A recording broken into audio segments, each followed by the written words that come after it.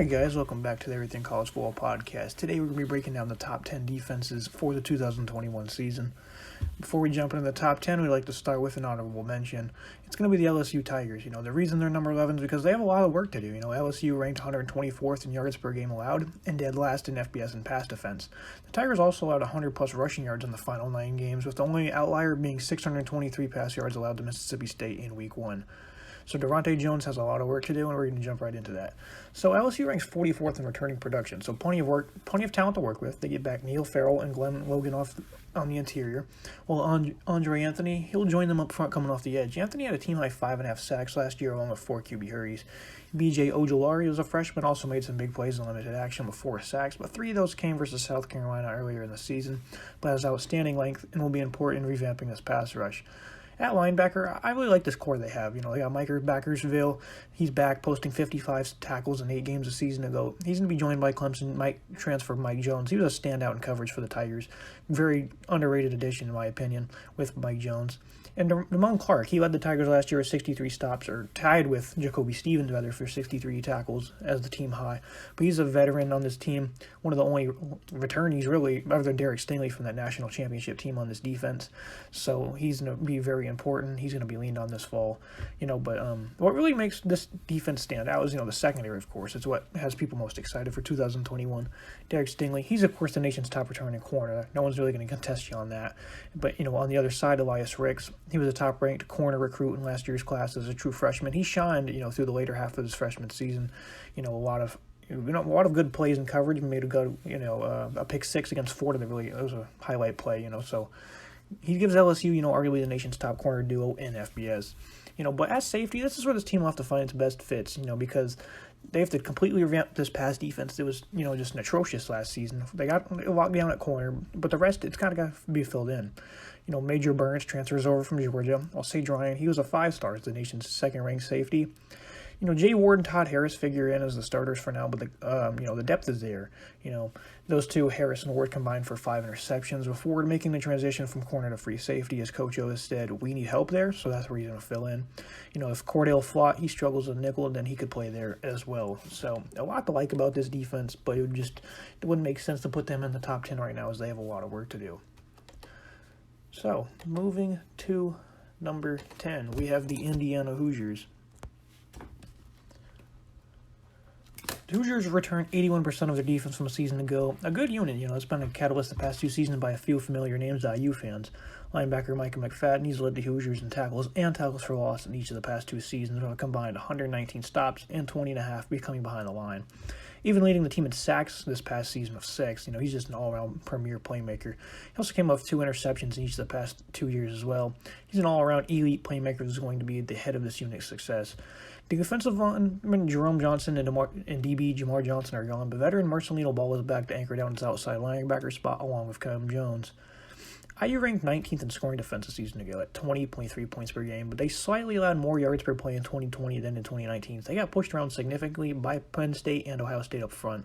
The Hoosiers will have to lean on a ball-hawking secondary, led by T.O.1 Mullen, one of the nation's top corners, while safety Devon Matthews and fellow corner Jalen Williams, they made big plays consistently a season ago. The Hoosiers, they have some talent and the physicality to be a top 10 defense, but they'll, be instrumental in progressing on inside penetration.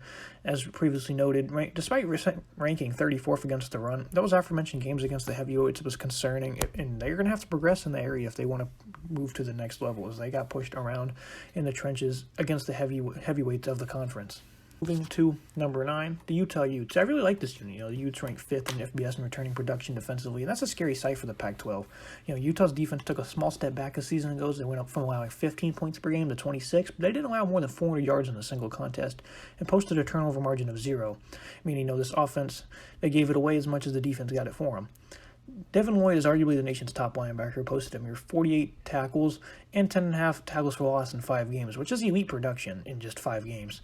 While Nephi Sewell, he's also expected to be a reliable playmaker alongside at linebacker. The Utes are known for typically having a stout defensive line. The same held true last fall. Utah ranked 5th in the pack in tackles for loss, despite 1 to 2 games less than the teams above them, while they only allowed 107.8 rushing yards per game, which was first in the conference.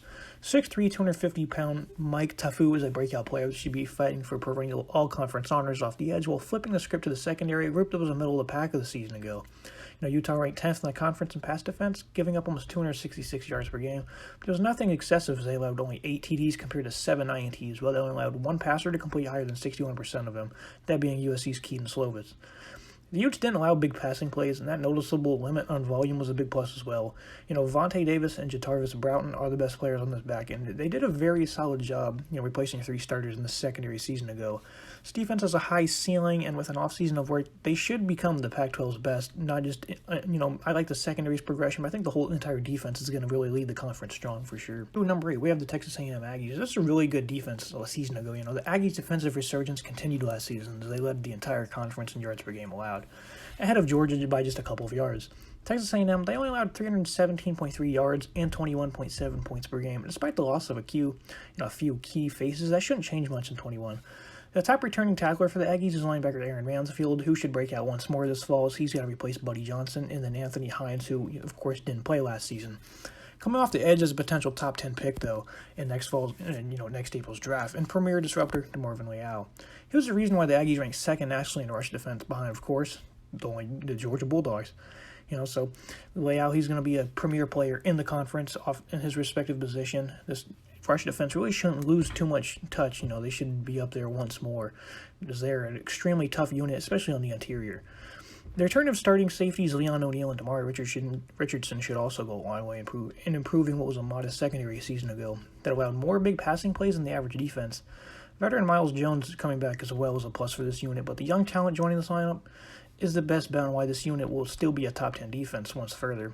Safety Jalen Jones, defensive end Donnell Harris, and defensive tackle McKinley Jackson being the notables. This defense is tough, physical, and have the depth to be among the nation's best, and they will continue to this fall as Jimbo Fisher continues to build a winning program. Moving to number 7, we have the Cincinnati Bearcats. The Bearcats' defense will be orchestrated by a new coordinator this fall as Marcus Freeman heads to Notre Dame, while Mike Trussell, he'll come over from Michigan State. He's been in East Lansing since 2007, so this is a big addition for Luke Fickell in this program. Cincinnati, they only allowed 16.8 points per game this past season, ranking 13th in yards per game allowed at 324.6 per contest. The Cats showcased their defense was no fluke against Georgia either. It was the first time all year they allowed more than 360 yards of offense.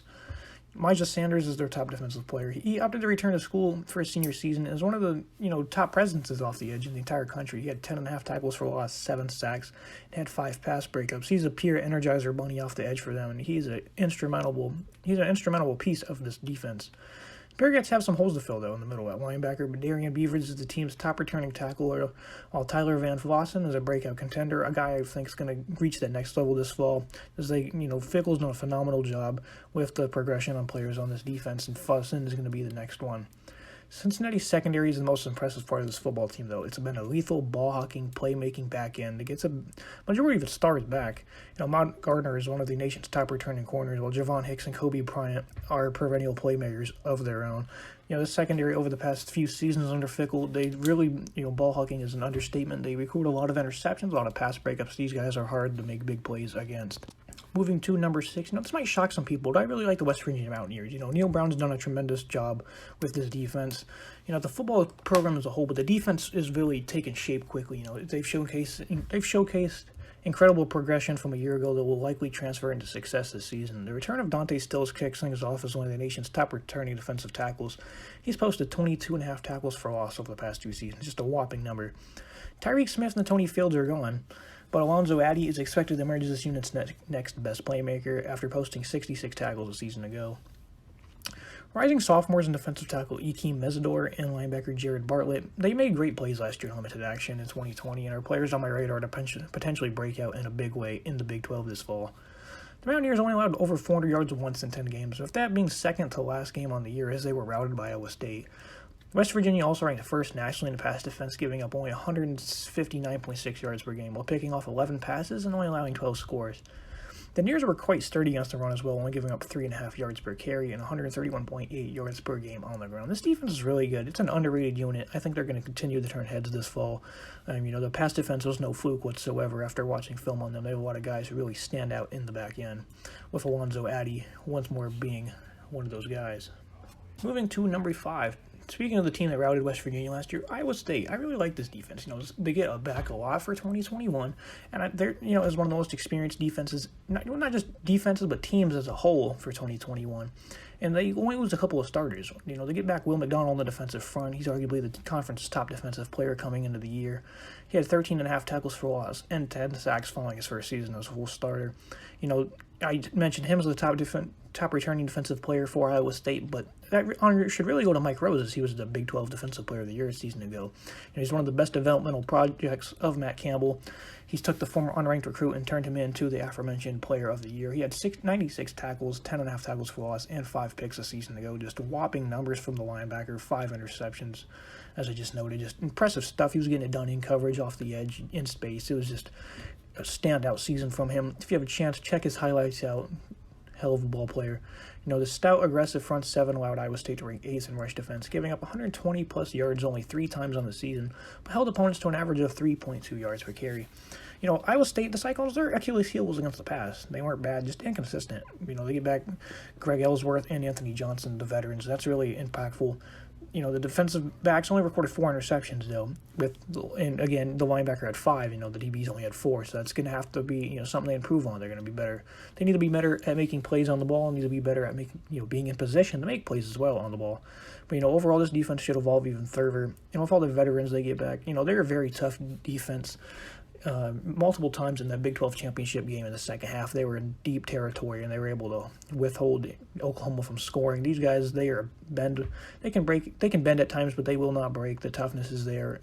A lot of underrated talent as well. Matt Campbell doing a lot of wonders with this defense for sure.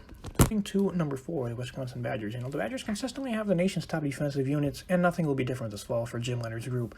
The Badgers, they stonewalled opponents all year, with the most yards allowed during the regular season being 338 to Iowa. This offense really took a lot of thunder away from the defense, how poor they were. So, they lost 3 games in a row where they scored 7 points or less. So this defense is, were overshadowed for sure. They led the nation in rushing touchdowns allowed. They only gave up 2, and they ranked 5th overall in yards per game allowed on the ground at 96.1. Wake Forest's Sam Hartman, he threw for 411 yards in the bowl game on the Badgers. We had 52 attempts, and Wisconsin recorded 4 interceptions, just back to back to back. It seemed like they were on the field a lot, so I kind of give them a pass for that. But of course, they're gonna have to shore some things up, and not give up as many big plays. Linebacker Jack Sanborn, though, he's been elite over the past few seasons. He's back to be the catalyst for such a strong defense. Leo Chenal and Nick Hirberg as well. Wisconsin's always had stout linebackers, and these guys are next up. They had breakout seasons, and they're going to become household names this season. A lot of people are going to find out who these guys are. That 3 trio right there is going to be, big-time players. I think they're going to all be on all conference as well. A veteran secondary, like we just mentioned, they need to not give up as many big plays like they did against Wake Forest. It's a veteran secondary, though. It's back in place. Scott Nelson, Fayon Hicks, and Cesar Williams, they're all back in Madison for 2021. Zaya Laudermilk is gone, meaning the interior defensive line. They're going to have to fill some gaps, but nothing ever really there's never really cause for concern when discussing this defense. They seem to just reload it each and every year, and I expect the same for that lone hole on the defensive front for Wisconsin. Number 3, we have the Georgia Bulldogs. Georgia ranks near the very bottom returning production defensively, coming in at 126th, meaning Kirby Smart has his work cut out for him once further. The Bulldogs are essentially reloading defensively, though, especially in the front 7. Jordan Davis, he's one of the nation's top defensive tackles and is the anchor in the middle for a unit that has ranked 1st in rush defensive in consecutive seasons, which is, really unheard of. That's highly impressive stuff the Bulldogs have been able to do in the trenches, and that is no fluke. But, coming off the edge, you're going to have to replace the pass rush. It's nothing but former 5-star talents. With Trayvon Walker and Adam Anderson, they're expected to be the most impactful. A lot of people are really high on Anderson. I think he's going to have a big breakout season as well. And, joining him in the middle is, a lineup of perennial talents and stars. Last season's top tackler, Nakobe Dean. He's going to be joined by Quay Walker and former 5-star Nolan Smith. So these guys are just, they're absurd with how much talent they have. Nakobe Dean, the return, as aforementioned, big time return for the Bulldogs. The biggest cause for concern on this defense, though, especially with Clemson being the week 1 opponent, is the secondary. 4 notable names departing. Safety Lewis Sines, the only returning starter in the back end, but they get Tyreek Smith, one of the nation's best safeties. He transfers over from West Virginia. Bulldogs also let Adarian Kendrick from Clemson along with Smith, so they've been active in the transfer portal to try and fill some voids. The former number 1 ranked recruit, Keely Ringo, he will be a present in the action, as will Nyland Green, one of the top incoming true freshmen for the Dogs. As corner is a big question mark. They don't have a lot of experience. Kendrick is probably going to fill one of those voids steroids early. They have the talent, but the inexperience is certainly going to be a concern with the Tigers lurking week 1 as well. So there's going to be a lot of new faces. They're going to be leaving their mark on this Bulldogs defense. But regardless, they're going to be, they're pretty much guaranteed to be among the nation's best. And just going back to Nyland Green, I think he's going to have a big breakout season as a true freshman. Another one of those guys, as I mentioned, is going to be pressed into action. Moving to number 2, we have the Alabama Crimson Tide. I'm expecting a vintage Alabama defense this season. They get back a good amount of talent on its defense despite the loss of numerous playmakers. Alabama returns arguably the nation's top secondary, despite Patrick Surtain being taken in the top 10 of last year's draft, or, a couple months ago's draft. Josh Jobe, he's a highly anticipated breakout candidate. He fills the number 1 corner role with Malachi Moore. He was the top slot corner of all college football a season ago. But I think, Moore, he's either going to stay in the slot or they're going to move him to corner number 2. Either way, I think he's really going to thrive in either role they put him in. Veterans Jordan Battle and Daniel Wright, they anchor down the back end, even though DeMarco Helms will probably be the starting safety as well. They have the guys, they have the depth at safety and corner, really, to start who they want. But right now, I think Jordan Battle and Daniel Wright really stand out. They ranked 3rd and 5th. They ranked 3rd and 5th, respectively, in tackles a season ago, 60-plus for both, so I think that those guys will certainly find ways to get on the field. The Tide did struggle a bit, though, giving up almost 240 yards per game through the year, which was 70th in the nation, but there's no cause for concern with this unit. I really like what they have at corner, safety. The depth in the secondary, it's highly impressive. That's the nation's top returning secondary in my eyes.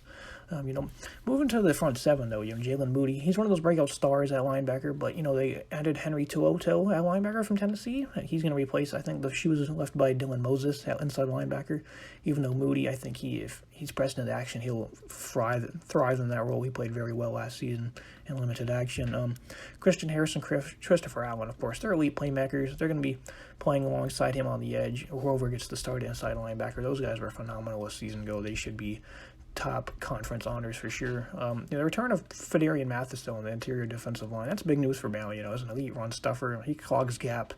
The Tide defensive line hasn't been as dominating in recent years as we're accustomed to seeing. I don't think they'll get back to doing that necessarily on the defensive line, despite the depth.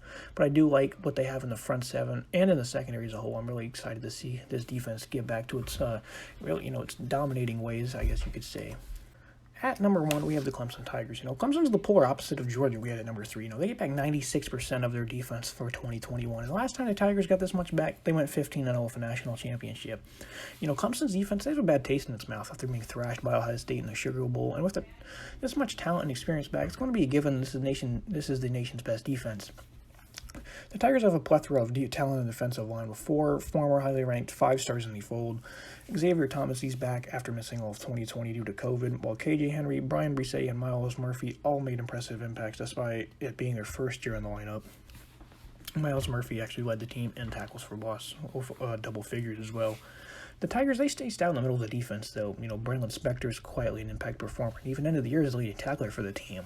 The leader and the quarterback of the defense, though, is unquestionably James Skalski. He's back, and following his season ending short, his season was ended short due to an ejection in the college football playoffs.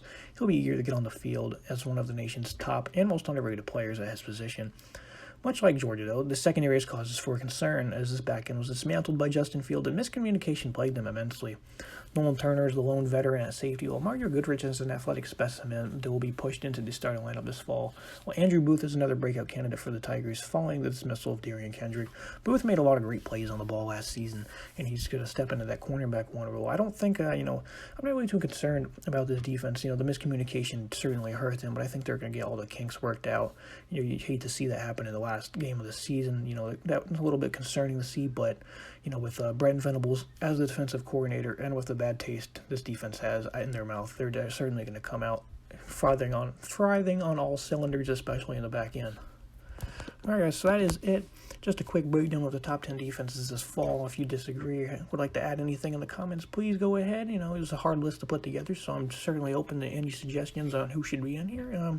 Click all the links in our bio, subscribe, leave a like, and have a good day.